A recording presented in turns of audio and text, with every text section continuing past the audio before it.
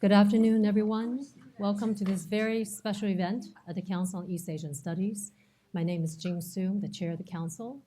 And this afternoon, we welcome you to our inaugural lecture to celebrate a very special, the Hong Kong Friends of Yale Fund. Today, as our very honorable guest, I have the distinct pleasure of introducing to you Margaret Ng. Margaret Ng is a barrister in private practice with a long record in public service. And it is quite rare, I think, that as many public figures as we do coming through the Macmillan Center, very few has had such a non-conformist trajectory as Ms. Ng. Ms. Ng actually received a BA, and this delights me the most since I'm a literature person. She received her BA in comparative literature and an MA and PhD in philosophy before she then somehow bumped onto this path of becoming one of the most important outspoken voices in contemporary politics in Hong Kong. She served on the Legislative Council of Hong Kong for 16 years before stepping down September 2012. And during this time, she was the chairman of the Panel on Administration of Justice and Legal Services. She was deputy chairman of the Committee on Rules of Procedure for 15 years. From 2001 to 2012, she was a member of the Legislative Council Commission, which is a statutory body established for the management of the administrative support for the operation of the council. And during this time, she participated in 155 bills committees, 51 for which she was the chairman. Her particular areas of interest were international justice, especially touching on the independence of the judiciary, the rule of law, human rights, and constitutional development. So since she stepped down, Margaret Ng has continued her outspokenness and participation in public life. She has had numerous publications, which is nothing new since 1979. She has been writing for English language newspapers in Hong Kong Standard and the South China Morning Post. She joined the iconic Chinese language newspaper Mingbao Daily News in 1986, where she met Jin Yong, a subject of her thesis. She participated in the modernization of the editorial policy of the newspaper to expand its coverage on political news. And in 1990, she returned to her legal career, but continued to publish a regular column and articles in both English and Chinese. And in very recent months, Margaret Ng, of course, has been an on-ground observer of the umbrella movement. And it's with distinct pleasure, tremendous honor, that I hope you will join me in welcoming our speaker for this afternoon, the inaugural speaker, Margaret Ng.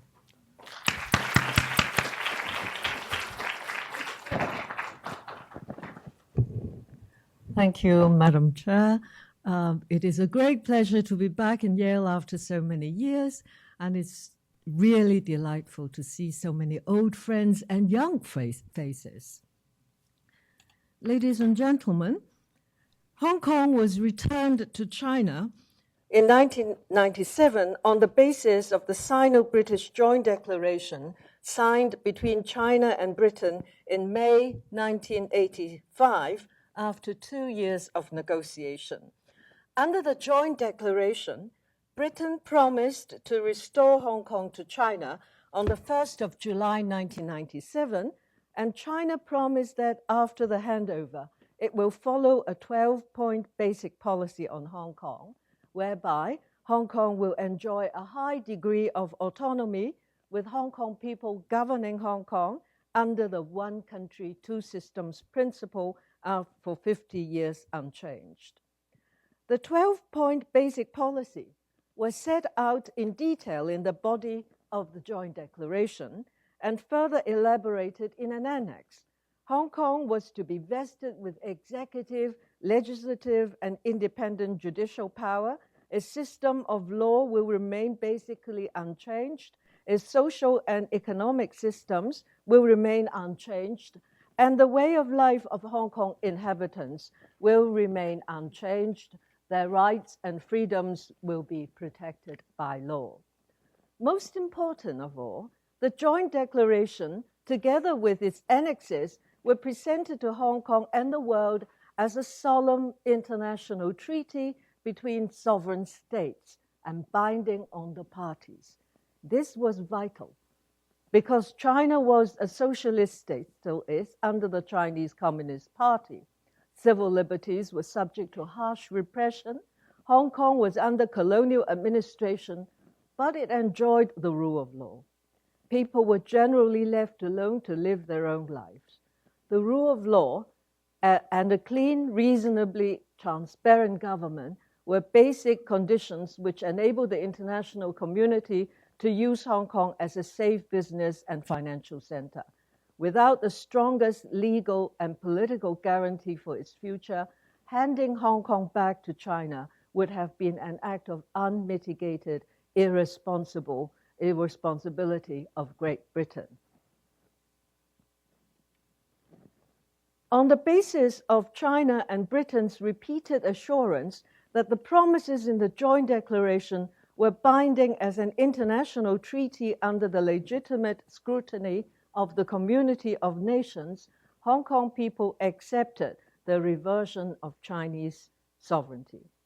In 1990, as part performance of the terms of the joint declaration and to give confidence to Hong Kong people, China promulgated the basic law of the Hong Kong SAR under Article 31 of the Chinese Constitution, and so it is the national law of China and a mini constitution of the Hong Kong SAR, setting out Hong Kong's high degree of autonomy under one country, two systems principle.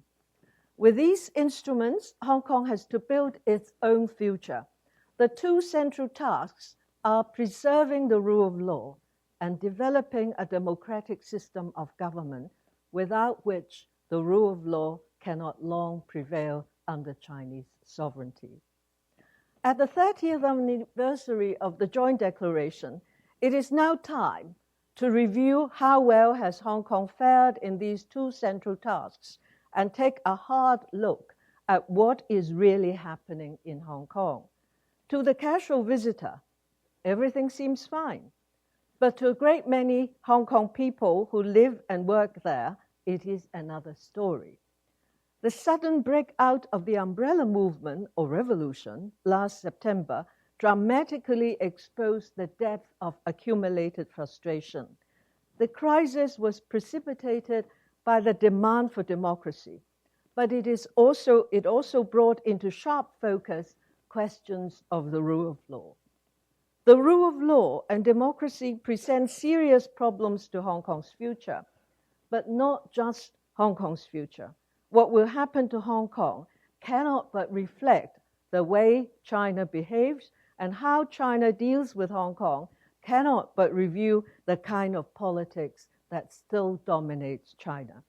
If the international community felt it had a stake in the joint declaration 30 years ago, it was because Hong Kong's fate under China mattered. That remains true today. China's greater economic power today only makes it more pressing to consider the prospect of China developing some kind of rule of law and democratic accountability. A fundamental concept of the rule of law is that the government is under the law. But in China, the party operates above the law, and judges must follow the party's guidance. Would China tolerate an independent judiciary in Hong Kong, which does not hesitate to overrule the government? The SAR government had worked hard to point out to the international community the many assuring provisions in the basic law. For example, the law previously enforced in Hong Kong shall be maintained, Article 8. National laws shall not be applied in Hong Kong, Article 18. The Hong Kong SAR shall be vested with independent judicial power, including that of final adjudication, Article 19. Judges shall be chosen on the basis of their judicial and professional qualities and may be recruited from other common law jurisdictions, Article 92, and so on. They sound astonishingly liberal and impressive, but how strong their protection is can only be tested against reality. The first challenge is the real effect of Article 158. Article 158 said, in effect, that the power of interpretation of the Basic Law is vested in the Standing Committee of the NPC. The courts of Hong Kong are authorized to interpret Basic Law in adjudicating cases, except that before making a final decision which is not appealable, if it turns on a provision which concerns matters within the responsibility of the Central People's Government or the relationship between the central government and Hong Kong, then the courts has to refer the question to the NPC Standing Committee for interpretation. Would this article be used to unravel all the promises given in the rest of the Basic Law? The test came sooner than expected. In January 1999, in a case involving thousands of children of Hong Kong permanent residents born outside Hong Kong who have been separated from their parents because of the exit permit system in China, the Court of Final Appeal gave its judgment upholding their right of abode in Hong Kong under Article 24 of the Basic Law. The judgment of the Chief Justice, Andrew Lee, was harshly criticized by legal experts in Beijing. In June 1999, the NPC Standing Committee issued an interpretation under Article 158, overturning the court's judgment, in spite of the strong opposition of the legal profession in Hong Kong because of the devastating effect on the rule of law. All but a few of the children who were named in the litigation lost their right of abode declared by the court. The legal profession protested in a silent march. You see in the picture the Court of Final Appeal. The interpretation was arguably against the Basic Law.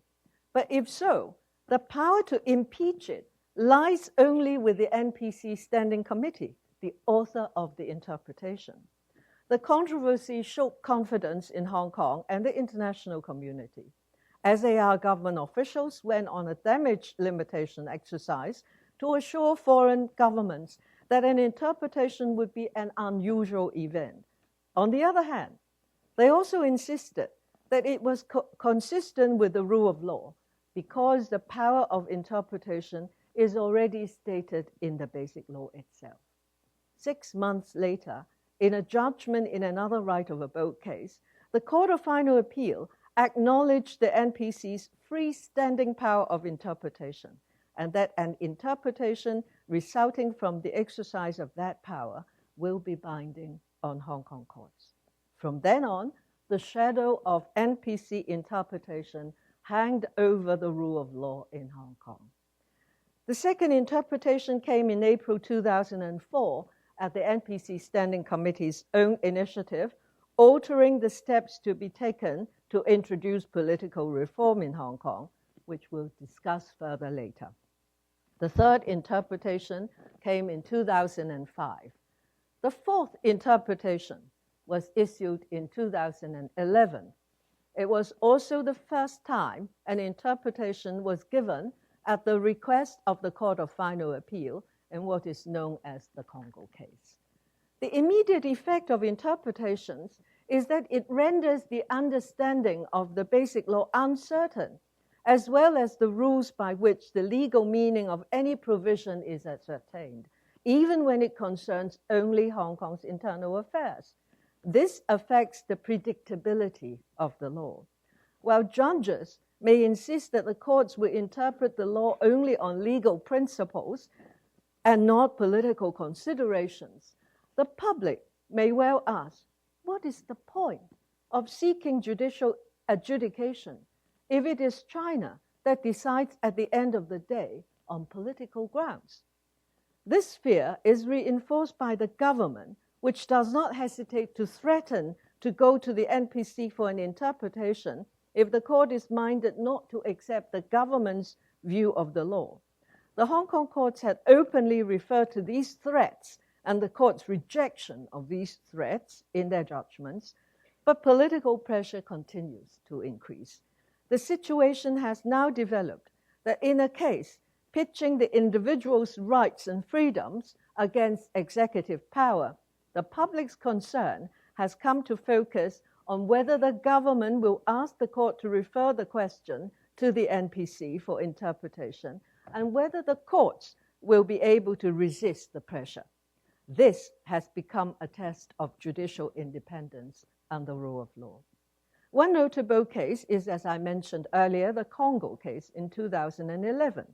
The issue before the Court of Final Appeal was whether, after 1st of July 1997, the doctrine of state immunity, which applied in Hong Kong, was restrictive or absolute. That is, whether immunity extends to commercial activities of state entities. But of much greater public concern was whether, before giving its final decision, the court should refer the question to the NPC for interpretation of Article 19 of the Basic Law on Act of State. The court, by a 3-2 majority, decided on referral, giving as its provisional view that absolute immunity, that is, according to China's policy, applied. The case was highly controversial, both on the issue of state immunity and on referral. In his dissenting judgment, Judge Bukhari said this: "It has always been known that the day would come when the court has to give a decision on judicial independence. That day has come. Judicial independence is not to be found in what the courts merely say. It is to be found in what the court actually do. In other words, it is to be found in what the court decides." These remarks were themselves controversial. Whether one agrees or disagrees with them, there is no denying that they are evidence of the community's deep unease about the court's will and power to defend the rule of law in deeply political cases or cases where the Central People's Government has an interest. Interpretation came into play in a different way in a case in 2014 concerning foreign domestic helpers. Numerous Hong Kong families rely on foreign domestic helpers. Under immigration policy, a foreign domestic helper is not qualified to apply for permanent resident status however long they stayed. Hong Kong law defines their stay as not within the meaning of ordinary residence. The issue to be tried is whether this lawfully precludes her from ever qualifying as a permanent resident under Article 24 of the Basic Law. But people were far more concerned about whether the government would take this opportunity to seek an interpretation from the NPC on other parts of Article 24 so as to overrule a judgment of the Court of Final Appeal made 13 years ago, declaring the right of abode of Chinese nationals born in Hong Kong. A political campaign was launched to fan the fear of the community that migrant workers would flood into Hong Kong if the government should lose the case. In the event, the court decided against the foreign domestic helpers in a way which rendered a referral to the NPC unnecessary. In July 2008, on his Hong Kong visit, Mr. Xi Jinping, at that time the Vice President of the People's Republic of China, urged the government, legislators, and judges to cooperate with one another for the maintenance of the stability and prosperity of Hong Kong. It is not known why he made such a statement, but it made Hong Kong people very worried. The Hong Kong Bar Association issued a strong statement which said this: "The judiciary in Hong Kong has always been, and under the Basic Law it shall remain, separate and independent from the executive and the legislature. It is not and should not be regarded as part of the governance team. Legality of government action is subject to judicial scrutiny. Unless the judiciary is truly independent, it cannot fulfill its role of ensuring that the government is acting in accordance with the law." These words had not been forgotten when 6 years later, in June 2014, Mr. Xi Jinping's early passage was repeated with much greater elaboration in a document called White Paper on the Practice of One Country, Two Systems Policy in Hong Kong Special Administrative Region, published by the State Council. Judges at different levels and other judicial personnel are regarded as part of the administration team, together with the government officials and legislators. As such, they have the responsibility of correctly understanding the basic law. They have the understanding and implementing the basic law, of safeguarding the country's sovereignty, security, and developmental interest. The problem is this. First of all, it says that the primary role of judges is to support the state. Secondly, it suggests that judges have a political responsibility to uphold the state's interests. This is completely alien to the concept of judicial independence and the rule of law as it is understood in Hong Kong and the West. Moreover, to emphasize patriotism as a political requirement for judges is just a step from disqualifying non-Chinese judges because they do not meet the patriotic requirement. Little will be left of the rule of law in Hong Kong if judges are expected to give patriotic judgments instead of deciding cases according to the law and only the law. Further, this means a candidate for judicial appointment or promotion can be disqualified on a political assessment of being unpatriotic. What is said in the white paper is at variance with the language and spirit of the basic law, and certainly at variance with the practice of the courts in Hong Kong. If the white paper represents the current thinking and true and future policy of China, then the threat to the rule of law cannot be underestimated. Even if the judiciary is prepared to stand firm, the effect of such strong directives may well have effect on the appointment of judges and the public's perception of how judges will try cases in the future.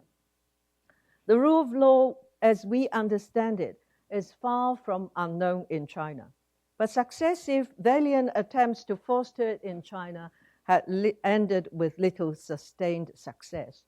China's open economic policy had brought about another wave of development. Although the focus was on commercial and economic law, the growth of the legal profession in China meant that an expanded class of people wanted to see the rule of law in China. Trained in the law, lawyers in China defended the rights of individuals against public authorities at the risk of their own interest and safety. Support for judicial independence had come from the very top of the judiciary. I remember listening to a speech of Xiao Yang, then president of the Supreme Court of the People, in the Great Hall of the People in 2004, in which he pledged China's commitment to the development of an independent judiciary. The principles that he put forward were no different from what we are familiar with in Hong Kong. But in the Chinese language and in the context, the statement was 10 times more moving and brave. Consciously or unconsciously, Hong Kong has been playing a role, not only a conduit for foreign investment, but in the structuring of regulatory systems, inevitably the principles of the rule of law which underpin them. Hong Kong also provided rich intellectual stimuli. The great debate in Hong Kong over the NPC Standing Committee's power of interpretation triggered a similar debate amongst Chinese scholars. Indeed, it concerned them even more deeply. Chinese entities litigating in Hong Kong are learning about the rule of law from direct experience every day. In a word, the geographical proximity, the common Chinese language, the fact that Hong Kong is part of China, the frequent transactions between the two places make Hong Kong's influence and contribution, knowingly or unknowingly, more direct when China was minded to build its rule of law society. true to China's meandering history, open door or closed door policy, embracing universal values or insisting on Chinese characteristics, an unceasing struggle with one another. In recent years, the emphasis by the state, the emphasis on the rule of law took a subtle change. Control by the state and stability at all costs had taken the upper hand. The emphasis on ruling the country according to law may sound familiar to the rule of, may sound similar to the rule of law, but is its very opposite. Put starkly, the rule of law means the party is under the law. Ruling according to law means the party uses the law as a tool to control the people while itself staying above the law. From our point of view, it is a regression. Had China strictly observed one country, two systems, Hong Kong may have been insulated from the effect, but it has not been so. Moreover, because the chief executive of the Hong Kong SAR was elected by an elite group largely controlled by China, Hong Kong is completely exposed. The present chief executive, elected in 2012, has taken to pursuing what he considers to be China's directives. In accordance with the white paper, Hong Kong's justice system should be pressed into the service of the government to control Hong Kong. The systematic subversion of the rule of law and substituting it with ruling by law is now in full-fledged. That matters to Hong Kong, of course, but that will soon erode our public institutions and make them unsafe for us and for anyone who trades with us. But at the same time, Hong Kong will cease to be a source of positive influence for the rule of law in China. If the rule of law matters for China, then the maintenance of the rule in Hong Kong matters to the world. The contents of the white paper had even wider implication for Hong Kong's democratization. In effect, the white paper rewrote the Basic Law from the very foundation of Hong Kong's autonomy in accordance with one country, two systems principle. Every conferment of autonomy in the Basic Law is now qualified by the need for China's involvement and fresh approval. The high degree of autonomy, says the white paper, is the power to run local affairs as authorized by the central leadership. The high degree of autonomy of the SAR is subject to the level of central leadership's authorization. This is a far cry from the Joint Declaration and the Basic Law. Under the Basic Law, the degree of autonomy is defined by law, not by the directives of the leadership. Once given, an authorization under the Basic Law cannot be curtailed without an amendment. Hong Kong people's rights under the Basic Law are guaranteed by law, not by the political sufferance of China's leadership for the time being. Hong Kong people have been exercising their rights and freedoms fearlessly. They commemorate the 4th of June every year with a candlelight vigil attended by tens of thousands. They march in the streets in large numbers to protest the imprisonment of Nobel laureate Liu Xiaobo. They march to protest the suspicious death of discharged Tiananmen prisoner Li Wangyang. But there is increasing concern about the political influence from Chinese officials dominating Hong Kong affairs through the SAR government. This gave greater urgency to the demand for democracy and for the right to elect the chief executive and all members of the Legislative Council. Hong Kong people have been fighting for democracy for decades, but time and again, real progress was put off by China and the SAR government. In 2013, as a last resort, a legal academic advocated a civil disobedience movement called Occupy Central, with the aim of putting pressure on the government by paralyzing the central business district. This inspired instant enthusiasm, but support for the action was mixed. In spite of this, the government pulled out all the stops to oppose the movement. But if the white paper was intended to quell all challenges to China's authority to decide on Hong Kong's affairs, it backfired. The white paper angered the people and roused them into action. As a result, 790,000 people cast their votes in a people's referendum organized by Occupy Central to send a clear and loud message to the Legislative Council to veto any government proposal for electing the chief executive which is inconsistent with universal standards of universal suffrage. They voted in spite of the government's threats that the referendum was unlawful and against the Basic Law. The government retaliated in an anti-Occupy alliance launched an extensive signature campaign and a march to oppose the movement, criticizing it as selfishly causing economic loss to Hong Kong. On 31st of August 2014, the NPC Standing Committee issued its decision on the election of the chief executive by one person, one vote in 2017 in accordance with Article 45 of the Basic Law. It was more uncompromising in its harshness than most people expected. 3 restrictions were imposed. 1, a nomination committee of 1,200 persons will pick all the candidates, and no more than 2 to 3 candidates will be chosen. 2, the nomination committee will be constituted in the same way as the election committee, which currently elects the chief executive. 3, to become a candidate, a person must have the endorsement of no less than 50% of the members of the nomination committee. This assures that China will have firm control over who is to be elected as a chief executive through the nomination committee. Not just only people acceptable to China will be allowed to enter the race. There may be no real race at all.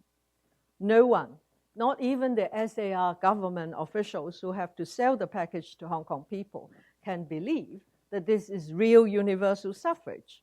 So their sales pitch was rather pocket it first,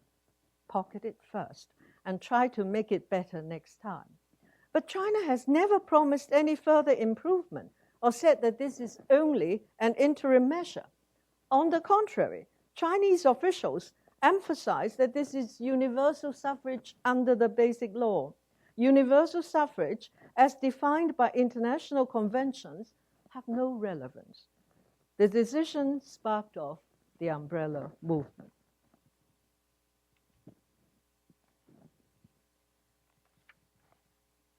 The umbrella movement is the single most important event in the history of Hong Kong as part of China, and will have great significance for Hong Kong, for China itself. Books will be written about the umbrella movement of 2014. For present purpose, it suffices to note that it is the accumulation of 3 decades of fighting for democracy against Britain and China, and marks a new departure for Hong Kong's democratic movement. The movement occurred by accident, continued by design, and was brought to an end with the intervention of the courts. The umbrella movement covered the period from 26 September 2014 with a sit-in protest of students and ended on 15th of December when the last Occupy site was cleared by the police. The whole Occupy period lasted 79 days. Over 1,000 people were arrested, detained, charged, or recorded for further investigation within that period. A poll by the Chinese University of Hong Kong showed that over 20% of the public participated at one time or another in the Occupy, which amounts to 1.2 million people, or 1/6 of Hong Kong's population. The Occupy movement occurred by accident. In the week of 22nd of December, a week-long class boycott was organized by the university students to protest the NPC decision outside the government headquarters and Legislative Council complex at Admiralty. They were peaceful and orderly. On the last day of the boycott, some students dashed into the closed government forecourt and were immediately arrested by the police. On the 27th of September, a protest rally was held at the site to support the students and demanded their release. The next day, as the students were not released, more and more flocked to join the rally. Police tried to block off access. The tens of thousands of protesters gathered finally broke the barrier and flooded into the carriageway separating them from the rally. In the late afternoon, after a brief warning, police fired tear gas into the crowd, who were armed only with eye goggles and umbrellas intended to ward off pepper sprays. 87 canisters of tear gas were fired. Signs were displayed which warned, "Disperse or we fire." This shocked the public and awoke memories of Tiananmen. More people rushed to the site to protect the students. Organizers at the original rally, who were all sitting down waiting to be arrested, called upon others to disperse and not to risk their lives. But people refused to leave. Then, abruptly, police action was called off. Many supporters who could not get to the site spontaneously set up occupied sites in Mongkok and in Causeway Bay. There began the long period of stalemate between protester and police. The police made no attempt to remove the protesters, and the protesters would not leave the sites. The Occupy continued by design. But by whose design? At various parts of the long period of the Occupy, many kept vigil at the sites and just slept on the ground. Some left during the day and returned in the evening. Volunteers put up barricades made of materials that they have scavenged from the streets nearby to block off the carriageway they occupied and to protect the occupiers. They were harassed by an anti-Occupy groups of people who were prepared to use violence on the protesters and to remove their barricades. There were many confrontations, especially in Mongkok, and frequent flare-ups of great tension and danger. It was not clear what role the police assumed. The government made frequent calls for protesters to disperse and threatened to use force to clear the sites, but the threats were not carried out. The protesters called upon the government to give in to their demands for genuine universal suffrage. They sought to resolve the situation by negotiating with the government, but it all came to nothing as the government made clear that the NPC decision, which was at the root of it, cannot be changed. As the stalemate stretched from days to weeks, protesters started to pitch tents at the occupied sites. The Admiralty site became a tent city. Within the city, a dreamlike kind of self-governing community grew up. A special quiet zone of study room was set up for students to do their homework. Creative artwork appeared everywhere, especially with the umbrella motif. Mobile democratic classrooms were organized for academics and public figures to give talks and hold discussions with the occupiers.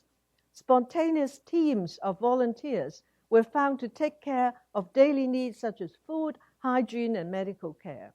Donations of food, commodities, and other necessities flowed to the sites. The atmosphere in Admiralty was relatively calm. In Mongkok, there was constant fear of either police crackdown or attack on anti-Occupy groups or persons if occupiers were to relax their vigilance. But undoubtedly, at the end of in each of the sites, a new sense of Hong Kong's identity was being hatched in those 70-odd days. The interesting question was, why was the Occupy permitted to last so long? As time went on, protesters at the site thinned out.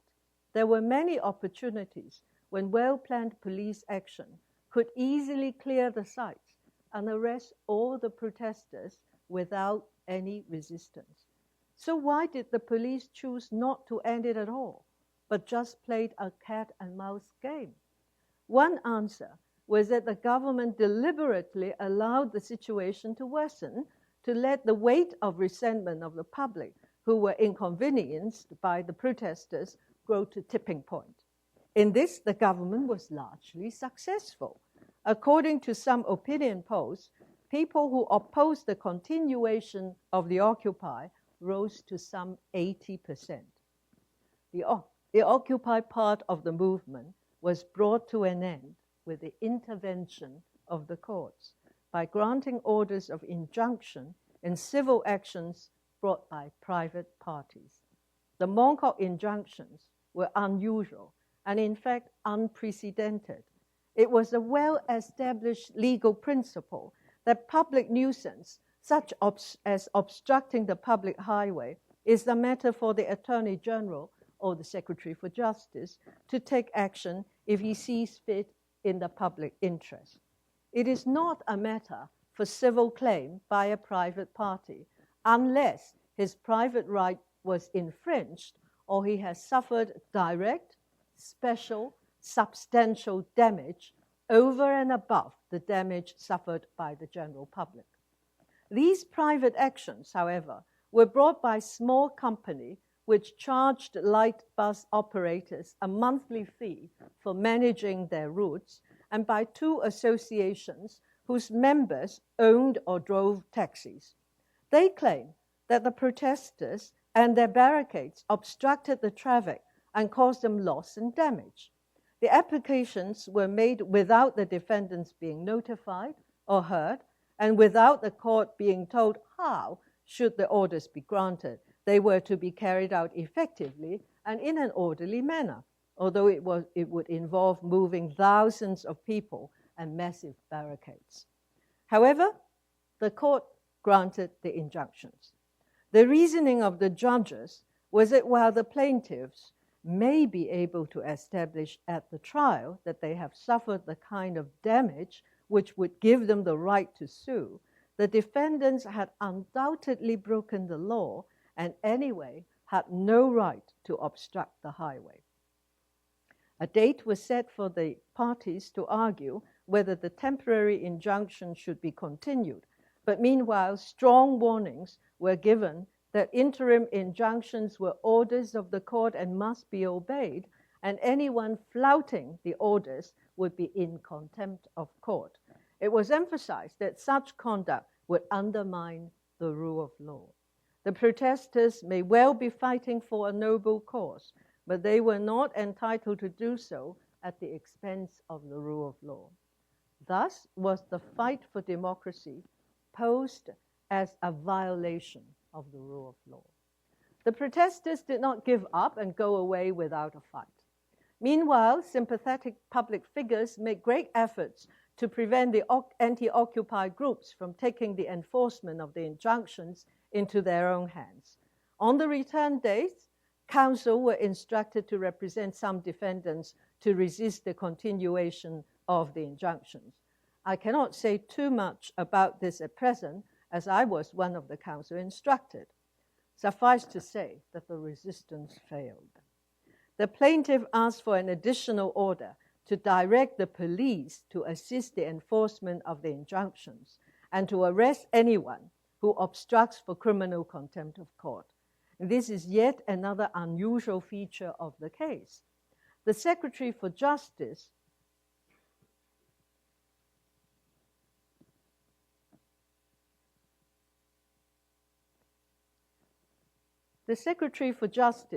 who appeared in court at the invitation of the plaintiffs, said that the government did not want to step into the action, but was prepared to comply if the court made an order for the police to give assistance. The protesters accused the government of using the court's authority as cover to clear the occupied sites. In the event, this was exactly what the police did on the 25th and 26th of November. The bailiffs who were there to oversee the execution of the orders had very little to do. Police routed the occupied sites within and beyond the court orders and used unnecessary force to arrest unresisting protesters and even reporters. Additionally, a total of 55 persons, including a 14-year-old boy, were arrested for suspected criminal contempt of court. How they will be dealt with in the High Court, again in unprecedented procedures, remain to be seen. Finally, the Admiralty site had to be tackled. Another injunction was granted to a transport company to restrain protesters from obstructing the removal of the barricades at the western and southern tips of the site. By then, everybody knew that the police was going to use the occasion to clear the site. The protesters wanted to make it clear for all to see that the police action was no part of the court's order. Accordingly, they took care to withdraw from the areas within the injunction and rallied at the core part of the site. Many notable figures who had pledged their support to the Occupy movement, including founding chairman of the Democratic Party Martin Lee and media owner Jimmy Lai, went to the site and sat down with the students and protesters to await arrest.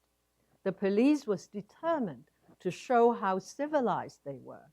According to the government, 7,000 police were deployed in the action. A total of 254 persons were arrested. No resistance was offered.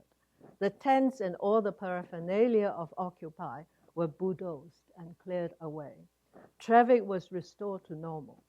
A few days later, the Causeway Bay occupied site was cleared without resistance. The chief executive, Mr. C.Y. Leung, claimed credit for having dealt with the biggest civil disobedience action with resounding success. He characterized it as a triumph of the authority of the rule of law.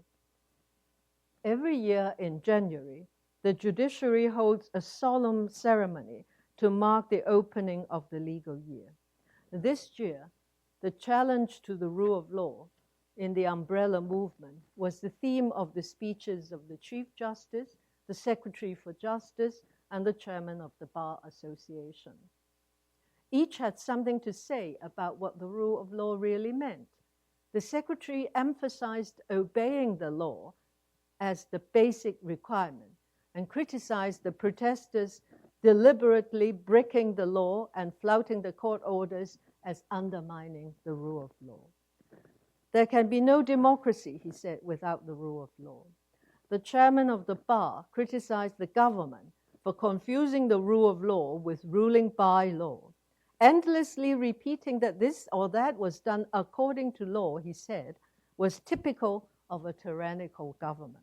He also attacked with equal vigor politicians for defending the civil disobedience action as if fighting for democracy put it above the law. The Chief Justice emphasized equality of arms in arguing a case before the courts and a meticulously reasoned judgment as the hallmarks of the rule of law. He defended the court's ruling as addressing legal rights regardless of political overtone. But the question remains, did the government use the courts to achieve its political purpose of silencing protest? Chief Executive C.Y. Leung did not deny having done so and boasted about his success.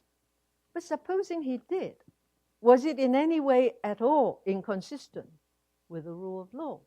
Does it not forcefully illustrate how President Xi Jinping's admonition of judges cooperating with the executive and the legislature for the prosperity and stability of Hong Kong can work? Have we not, in fact, moved into the era of implementing the basic law as interpreted by the White Paper? There were many questions raised on the other side as well. One dark aspect of the umbrella movement was the numerous incidents of police brutality used on protesters, the selective exercise of the power of arrest, detention, and prosecution to punish those who criticized the government and to shield the government's supporters. The abuse of executive power is plainly contrary to the rule of law. And yet, where is the remedy? Assuming judges are independent and impartial and decide cases only according to the law, does a person on the wrong side of the government have any chance of seeking justice in the courts under our justice system? The chief executive of the Hong Kong SAR retains all the vast gubernatorial powers of the colonial governor, subject to China's control. Among these powers is the important power of appointment. For example, he appoints the chairman of the committee responsible for university funding allocation, the chairman of the committee which advises on dropping or continuing a corruption investigation. He appoints members to the Judicial Officer's Recommendation Commission. Most of his powers are not reviewable by the courts. If Hong Kong people are denied the right to choose their chief executive, how can they make sure that he and his senior officials will be accountable to the people of Hong Kong and safeguard Hong Kong's interests? Francis Fukuyama was perhaps only pointing out the obvious when he said, "A high degree of state autonomy, free of any form of democratic accountability and unencumbered by a rule of law, is a very dangerous thing." He believes that this is China's present situation. To prevent Hong Kong from falling into the same situation must be worth fighting for, even if the odds are against us. It is a worthwhile cause, not only for Hong Kong people, especially the young people who are fighting for their future in their city, but a matter that concerns the world. The White Paper also sparked off an inquiry by the Foreign Affairs Select Committee of England's House of Commons. China protested that Britain had no locus to look into Hong Kong, which is China's internal affairs. MPs who planned to visit Hong Kong were told that they would be refused entry. In the debate in the House of Commons last December, a member told the House that a Chinese diplomat told him that the joint declaration was void and no longer has effect after 1997. The answer was confirmed by an SAR Gov official. The joint declaration, he told Hong Kong's Legislative Council, had completed its historical mission after Britain returned Hong Kong to China. The 12-point basic policy on Hong Kong was not part of the bilateral treaty, but only China's unilateral declaration and not subject to international scrutiny. We have thus come full circle back to the starting point of the joint declaration, which China has now apparently repudiated. Where does this leave the inhabitants of Hong Kong? How does this serve China? And what does this mean for the international community? The umbrella movement provides a profusion of extremely thought-provoking leads to these questions, but the jury is still out. Ladies and gentlemen, I thank you for your great patience in hearing me out.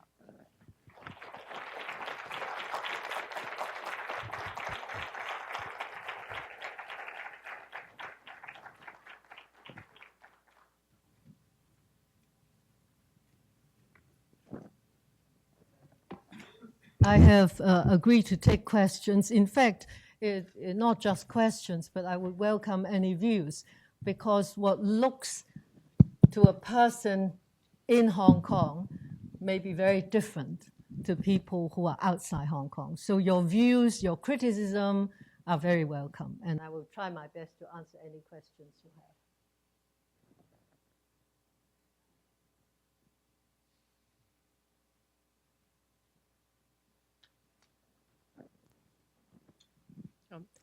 Thank you very much for your thoughtful analysis of everything that's been happening in Hong Kong. I have to confess, listening to you is very depressing, and that's probably true for people living in Hong Kong also. In talking about the different meanings of the rule of law, do you think there's any legal body that could say something in support of your position or local Hong Kong understandings of the rule of law that would have any influence within China? Thank you very much. I'm sorry if it sounds depressing, but as a Hong Kong person, I'm so used to depressing news that every more depressing news actually make me feel more determined to do something about it. And I'm very glad to say that the youngsters who were out there in the Umbrella Square, they look at the difficulties and they look at the failure that had been imposed on them. And they're not downhearted. All they say is that things are not looking good now. But if we stay around and if we continue to do something about our own future and continue to take responsibility for our own lives, then who knows? Maybe times will change and we will have a good chance of achieving what we really want to see. And to me, that is the motivation for me to come at this point, because Hong Kong has never been so black. And yet never have I seen so much hope, because a new generation is different from my generation.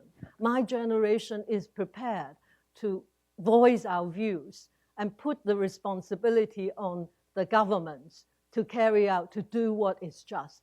We go to the governments and tell them, this is what is just, do it.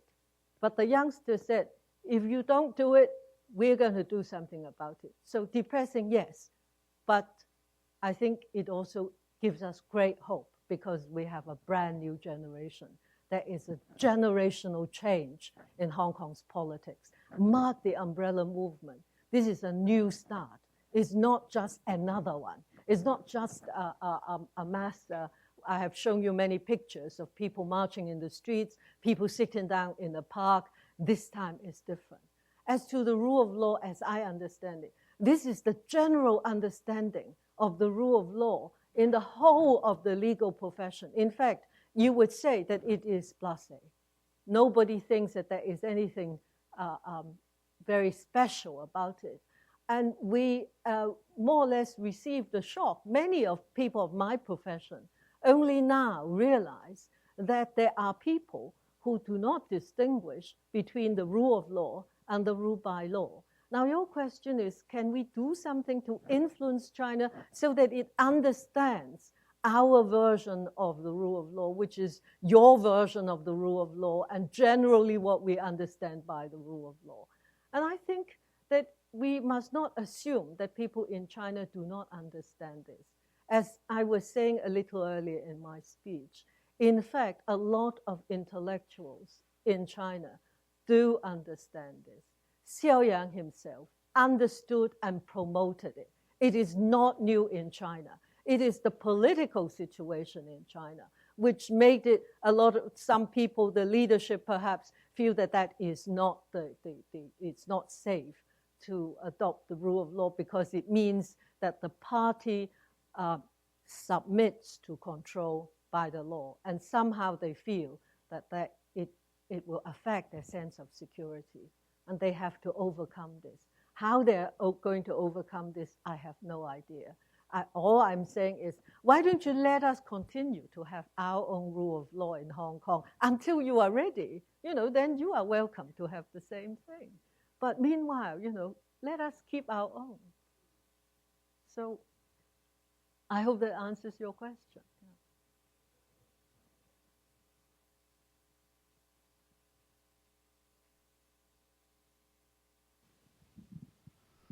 Hong Kong has become such a business center in the financial industry and whatnot. And I'm just wondering what has been the reaction, if anything, of the business community, which, in order to be successful and breed confidence, needs dependable, independent laws. Yes. The business community, like any other community in Hong Kong, for example, the professional community, the grassroots and so on, have different views. But there is a sizable portion of the business world who thinks that the short-term interest is not to rock the boat, not to get on the wrong side of China, because things are going well for them. Now, I personally have no problem with people fighting for their own interests. But I think that for the longer term of Hong Kong's interests, they must see that the rule of law is essential, is vital. There are people who say Hong Kong is no longer needed as a financial center because Shanghai is going to go past you. But is that real? Because with any finance business, any kind of service industry even, without the rule of law, you have no protection. If Hong Kong loses the rule of law, I doubt if you want to do business in Hong Kong. You know, you can ride on the present system and you can say, don't rock the boat.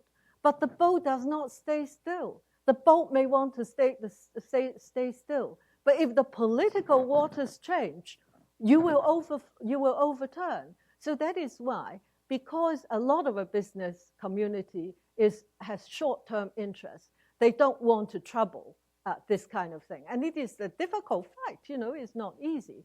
So, but the longer-term people see that keeping our regulatory system, keeping the government clean. How do you keep the government clean? Government has to internalize the rule of law. All these things are essential for Hong Kong. And in fact, it is because of this basis of our financial system that China is able to learn from Hong Kong. Now, we don't boast that we have anything to teach China, but we are there. And it is not the first time that China had learned from Hong Kong. And so I think that we will only realize that we have lost something without being able to retrieve it if we give up now. So the business community, in fact, would be the first people to feel it.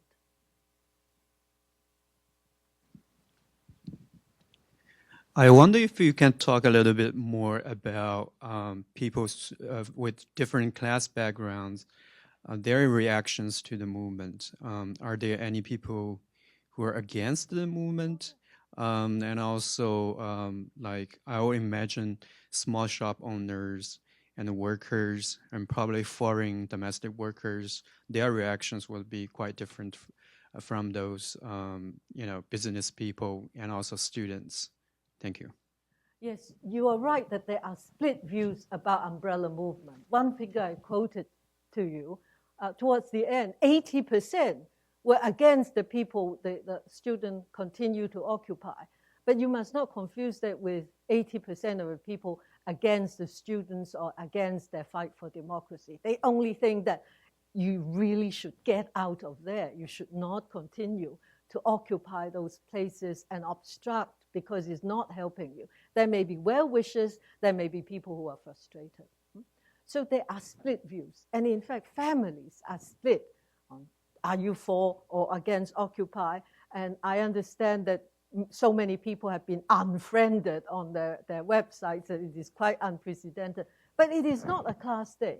It's not the workers. In fact, if you go and walk down the Occupy, you find that it's not even an age group.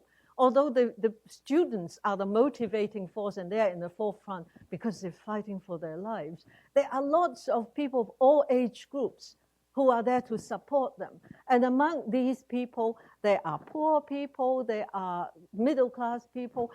Regularly, if because Occupy site is very near my office, so every now and then I would take a walk there, say when we finished work, and there'd be very expensive pastry being donated by people to students who are working hard.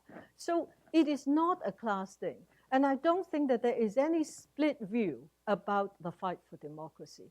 Where it is split is the means of achieving it. Many people feel that Occupy is not the right way to do this. Many people feel that it is not the right way to do it because they don't think you will succeed. Some people feel that you shouldn't continue to do it because you should not fight for democracy at the expense of creating a traffic jam and inconvenience other people. So there are split views about ways of achieving it.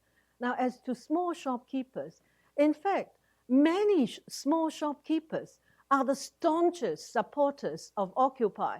They would come with loads of with bottled water for the students. They would come up with all sorts of things, with desserts for evening. You know, I told you about this study room for the students. When it gets cold, people come with warm drinks, with hot syrup, you know, for them to shield from the cold. When there was a call for tents, lots of people come. So it is not a class thing. In fact, it is very funny that even triads are split.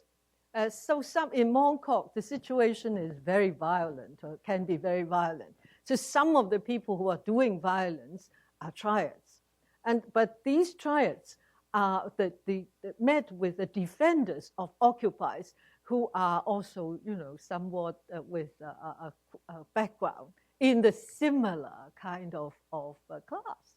So it is, I think that to sum up, you can say that it's very controversial. The controversy is in the means adopted, not in the purpose that they're trying to achieve.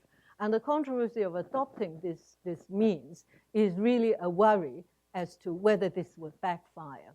And their worry is not false. There were some good reasons for them, although I think that it was the length of the time, and whether the students were to be blamed is a different question. I personally don't think that it is entirely for the students, not to blame them.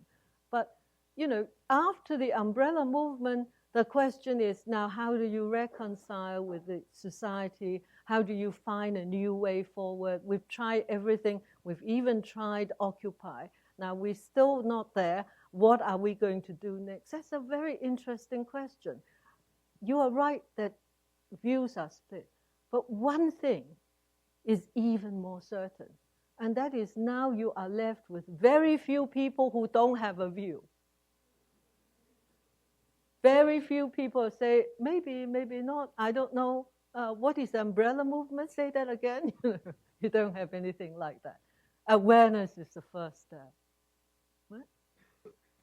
So thank you so much for that very eloquent talk. And what you just ended with was my question. So what next? Hong Kong can't unfriend China. You know, it's there, and you're dealing with, as you say, a very complex political situation now. You're a longtime activist in many different roles. Here you've got the students energized. I mean, do you see that there are some mechanisms going forward? I mean, even in your role as a barrister, to try and argue against these procedural irregularities that you talked about, et cetera, et cetera. And what about the students? What do you see as the next, some positive steps forward that you can take to start engaging Hong Kong government, Beijing government, to pressure these new awarenesses? Thank you for an extremely good question. I was hoping that someone would ask this so that I can boast about this, not about myself, but about the students. You know, they are taking it in a much more calm way after they've got over the first wave of deep disappointment and a deep sense of failure. You know, so now they're trying to sum up, where have we gone wrong? Why have we not got enough community support? Have we alienated some people? What do we do next? And I think that, first of all, they are all, most of them, I mean, of course, there were some people who are less active, but the most active of them are keen to go on. They are keen to find ways of bringing community awareness. They realize, you see, what motivated them in the very core is that this is my home. This is my life. If I don't do anything about it, nobody is going to do anything about it. I have a right to do this. I have a right to be heard. So in other words, it's taking possession of the public arena. So what they are now doing is that they go to each community, the districts, the different levels, the different classes, the shopkeepers, the business people, to talk to them, to get them to be interested in their own problems and solve them. Not always just, we must fight for democracy, we must fight for the rule of law, but what about the public open space in your area? You're most concerned about the price of property. Now, what can we do about it?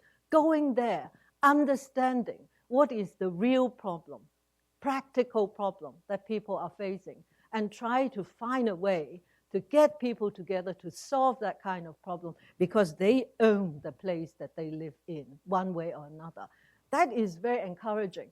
Also, many of them immediately said that they are interested in participating in politics. They want to stand for election. When I talked to them and I said, look, this is a generational change overnight.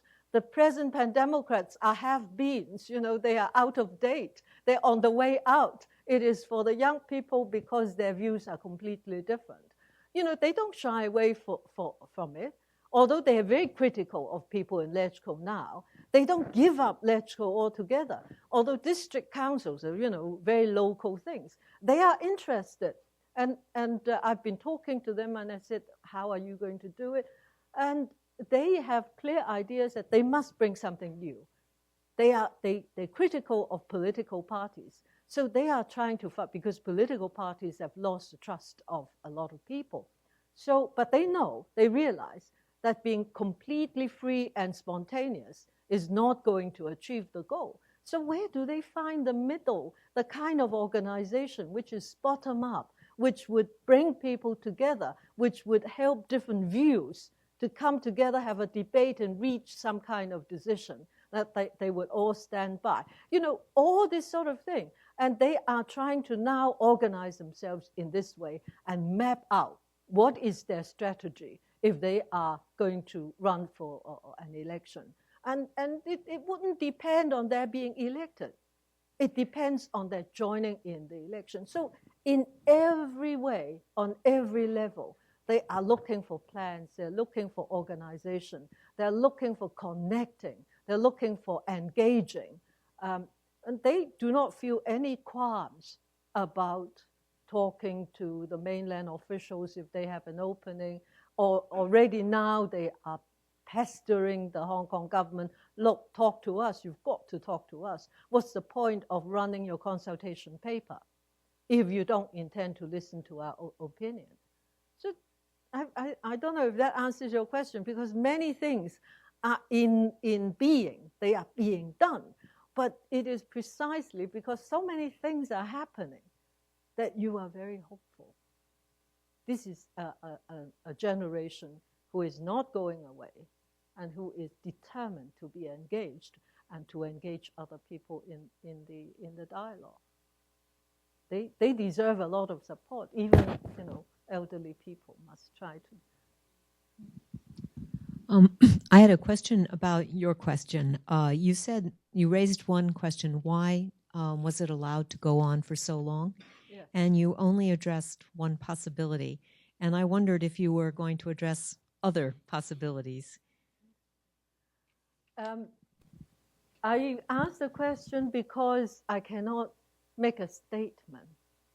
You see, looking at the Occupy part of the movement, the umbrella movement is still going on. That's why I use my language like that. The Occupy part is over because the sites are cleared.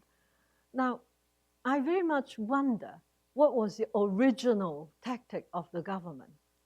It seems clear to me that the original tactic was to use force to clear the site following in the days immediately following the 28th of September when all these tear gas were released on the crowd. Because the hospitals, now first of all, if you look at the pictures, the police were carrying guns. They are equipped to shoot plastic bullets. Hospitals were alerted that there may be many wounded, as many as 500. The hospitals were prepared, ambulances were prepared, and so before police action was called off, I think there was clearly something that the government was planning on suppressing it. The question for many days, especially, we thought that the 1st of October or immediately before the 1st of October, the celebration, or immediately after the National Day celebration, government is going to use force. The PLA would be called in, and there was a very, very tense discussion about whether the PLA would be called in, and there are people who say you first have to announce a curfew before you can engage a military. And you remember there were a few days when the vice chancellors of the universities, even the former chief justice, the cardinal were really tearing their hairs out, going to tell the student, go home, do not risk your life. So I think that was something real. So the plan was changed. So what was the plan B? I don't think that they had a plan B. I think they were caught, the action was called off. And then they tried to figure out what to do. And maybe there is the situation of the students not being able to leave because the students didn't know how to leave. You know, with retreat is a very, very difficult art. You know, if you give them, if they can announce some kind of achievement, that may be an excuse for them to leave. But if they have achieved nothing, then they will find it impossible to tell people that they are leaving. Now, the government could easily have given them some achievement, but it purposely held off. Many times when the students started to build bridges to have a discussion, suddenly the government would say something to make this impossible. So looking at the thing with hindsight, you know, with the opinion rising against the Occupy, people in the Occupy sites, then I get an idea that this was what C.Y. Leung had been waiting for, you know, so that when he, and using the tactics of the court orders, we believe that these plaintiffs were not, or there were a few, but not all of them, were there spontaneously. So all this shows that someone has been engineering something. But I think that if C.Y. Leung thinks that it was a success because when it prolonged itself, then students get onto the nerve of the general public. The general public was no longer lost patience with them. But these 79 days were also very, very unique in making people stay together. They suddenly have a community. They will never be able to forget the umbrella movement, that they were a member of this village. You know, so I think they are certainly, I think probably, you know, you are a sociologist. You know that many things don't happen by any particular person's design. And anybody, if they have a design, the design may not work out. But a lot of accidents, a lot of semi-successful designs, a lot of semi-failures, somehow one way or another, make the Occupy much longer than it was first intended. When Benny Tai designed Occupy Central, he thought that it was going to be a day and a half. It didn't think, nobody imagined that it was going to be 79 days. Thank you, Margaret, for that very compelling and impassioned narrative. I may be asking one of the last questions in the audience. And if I could just take you from this activist scene and throw out a more academic question. You know, the 21st century, the first decade and a half is we've seen unprecedented scale and scope of occupation movements. And in many ways, I wonder how do students see themselves? Do they see themselves as part of this more global moment? And then we don't even need to talk that big, just that, you know, from the perspective of China, Hong Kong and Taiwan have a lot in common. And they definitely keep a very close eye on both of them. So I'm just wondering, even this idea of reaching out for a broader regional alliance or support, because so much of what you've talked about today is very much the local eye. And it seems like it's largely, the impact is largely locally contained. But I'm wondering of the repercussions regionally, right, for the umbrella movement. I wonder if you could say a word or two about that. It's a very interesting observation you had, because I think it is the internet age which make it very easy and almost inevitable for us to copy from one another. You know, if you look at Benny Tai's original idea of the Occupy Central, he was trying to take, without doubt, he had taken some inspiration from Wall Street, from Singapore's, you know, the Occupy movement in America in in England. Then it was picked up the world over. But it wasn't exactly the same thing. His civil disobedience is very different from the kind of civil obedience that you were talking about in Gandhi or Thoreau, and I debated with him and said, I find this slightly mixed and so on. And also the Hong Kong Occupy movement, of course, had sort of copied from any of these, and also what happened in Taiwan, occupying the legislative chamber, gave the youngsters a lot of inspiration. So all the time you are copying from one another, and I am sure that we are copying things from the mainland less than the mainland people are copying from us. And so we copy from each other, but what we copy from each other is only very superficial, because the deep issues are local. And I think that is, if you like, a reaction against globalization, which has been making people feel that they are losing control of their lives. And so the movement there is, the real thing is, let's get back down to earth. What concerns us, and do we have any more control of our own lives? So I think all these are very interesting studies.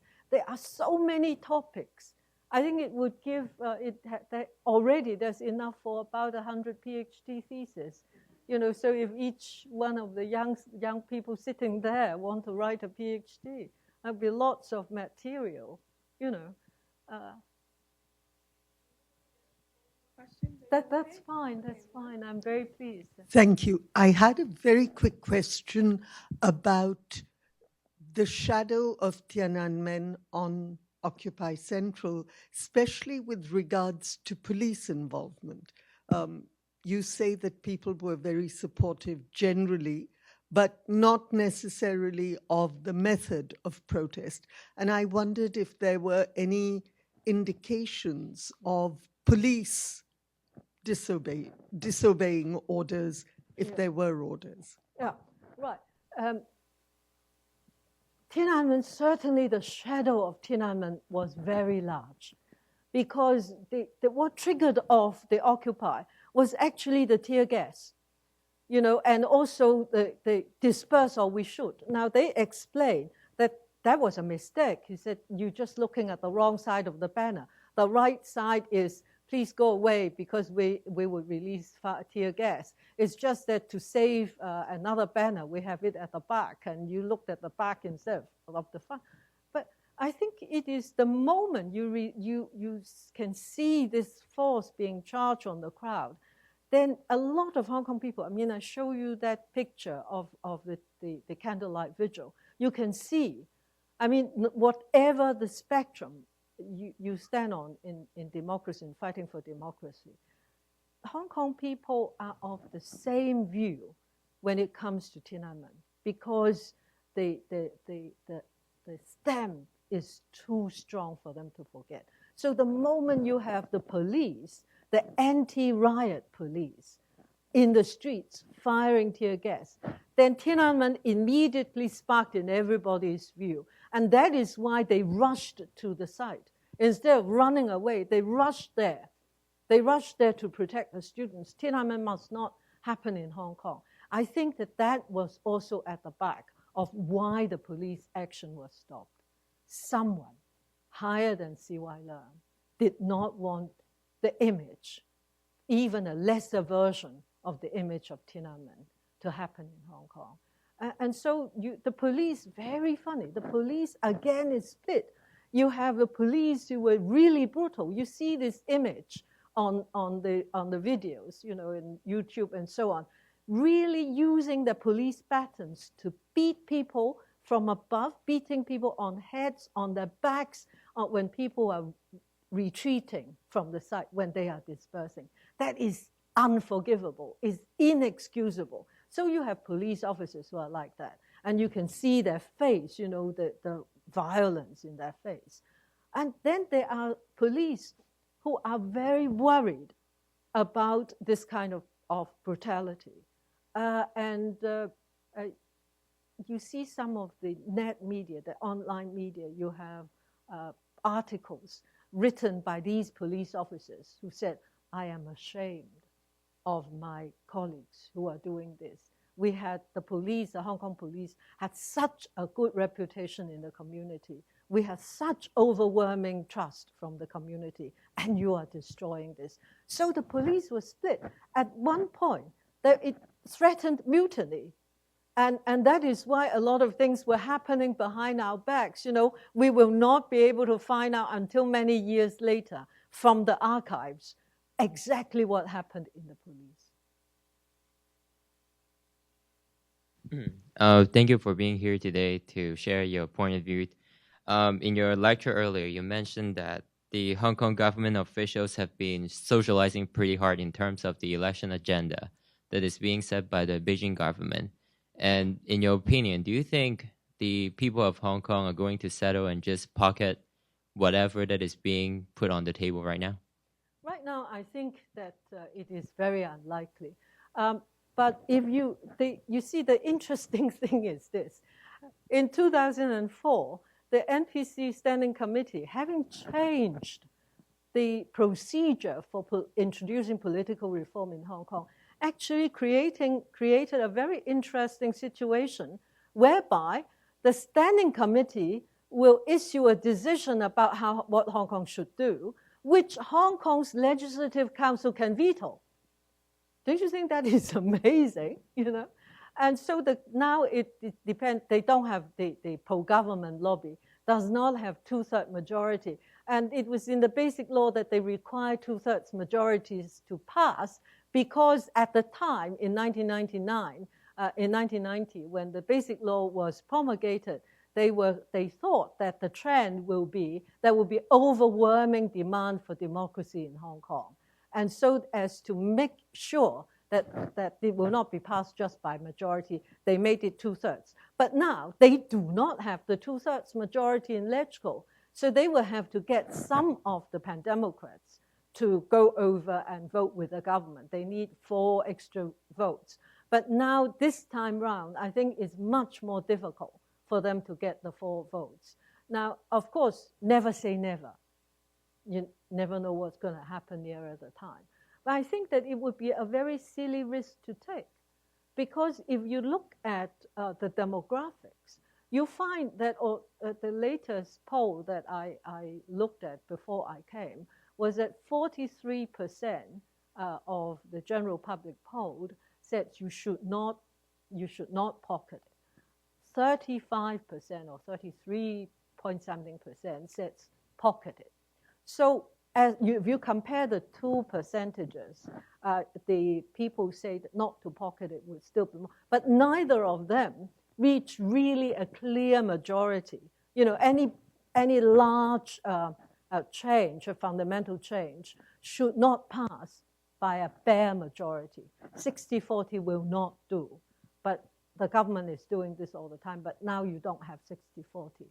Now, the interesting thing is, at the same survey, if you look at the age group of 18 to 29, the percentage of rejecting it is 74%. So if you force it through LegCo, what happens is that your younger generation would rebel.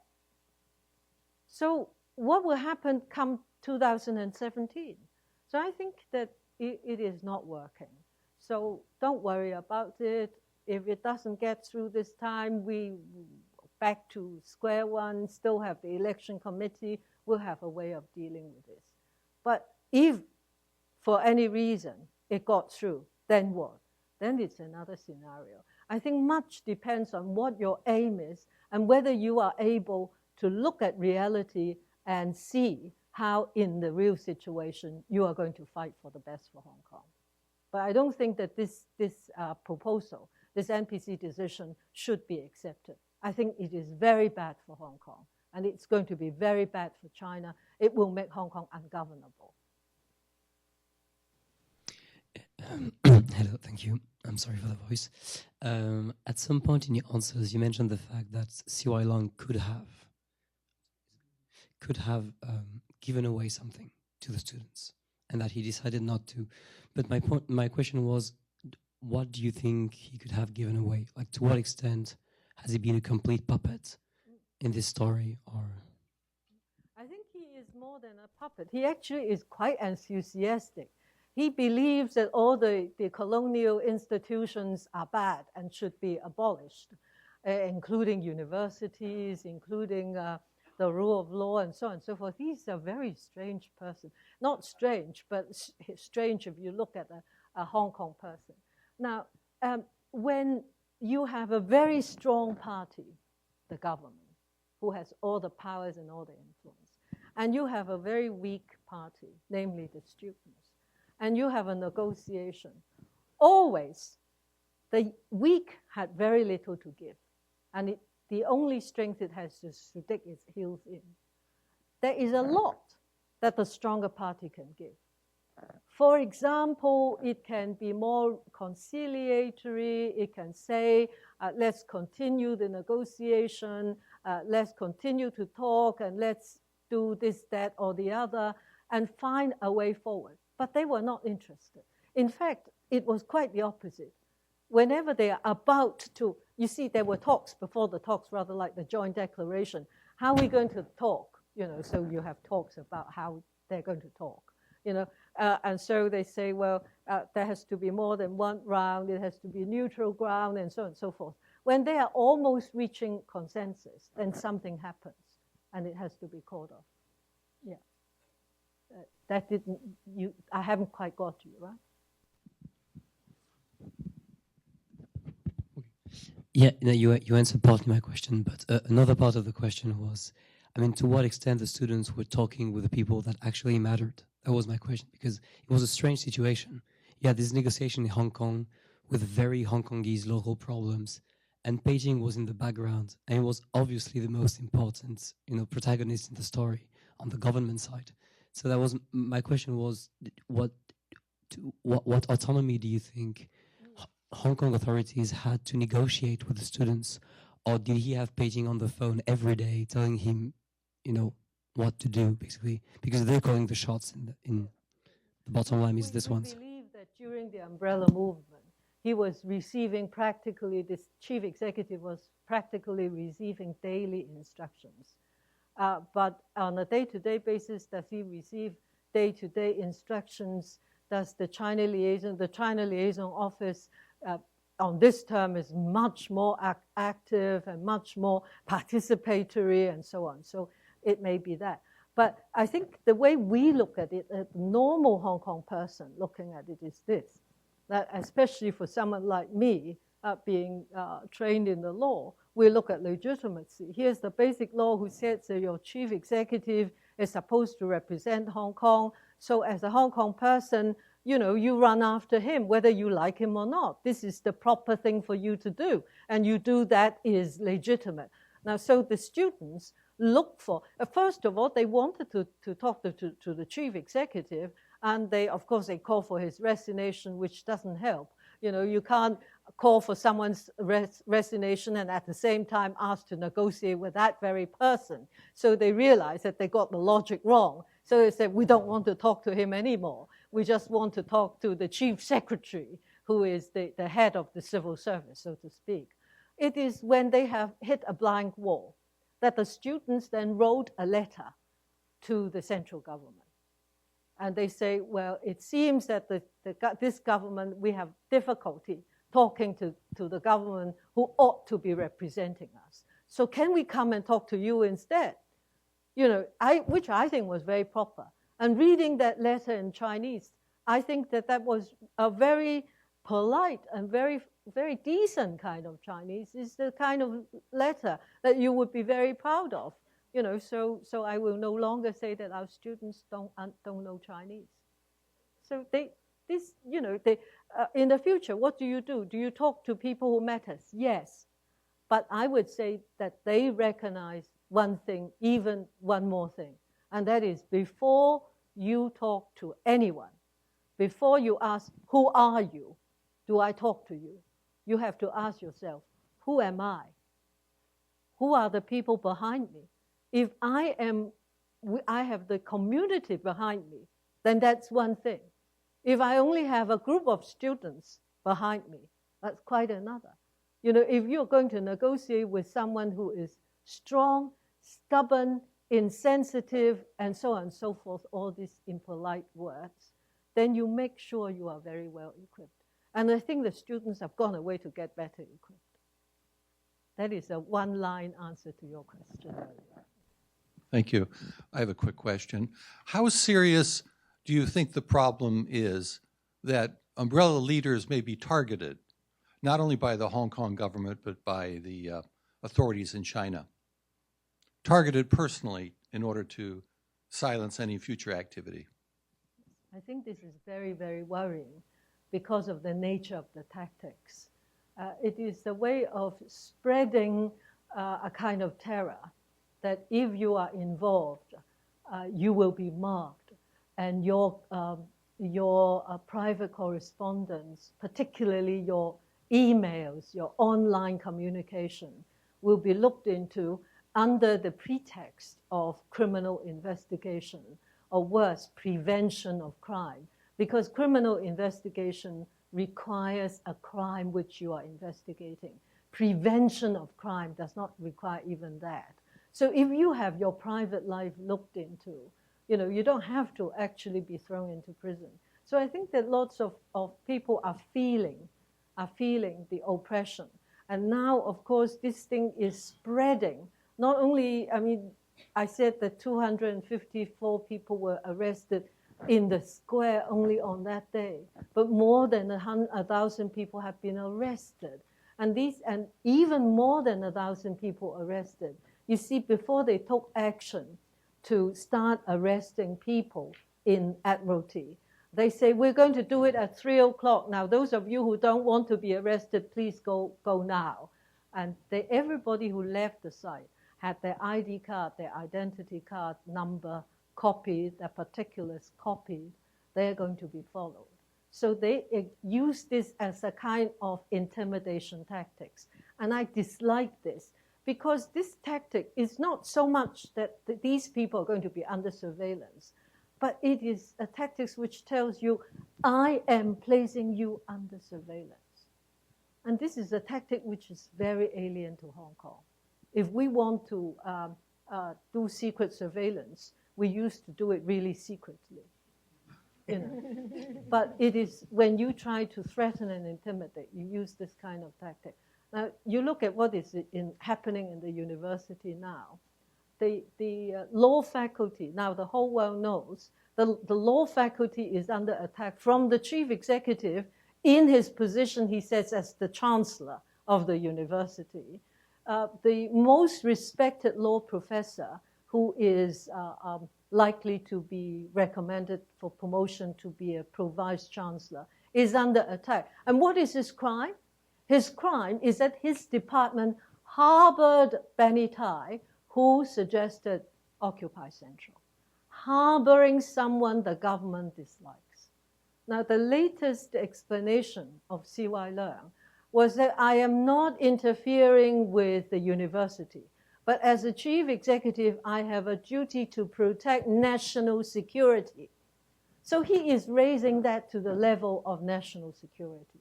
Now, if you charge anyone with a crime, say any crime against national security, you have to name the crime. You have to name the act. You have to bring the evidence. You have to name the mental element before you can go to court. But if you just attack someone for the sake of protecting national security, you don't have to give any particulars. And you can start investigating a lot of people. You can start asking questions in such a way as to intimidate. And I don't like this. This is not Hong Kong. This is not the way Hong Kong operates. So that I'm glad to hear that a lot of academics are now protesting. They are writing petitions to say, we can't have this. If you start to do this interfering with the universities, we're not going to survive as a decent university. The university, the law faculty of University of Hong Kong is number 18 on the world list. You know, who will come to your law school to teach if that is how they are going to be treated? So this, I'm glad that people are protesting and saying, and drawing the line. They are going to draw a line. This is what beyond this, we will not accept. But what you are saying is the thing which worries us most at the moment.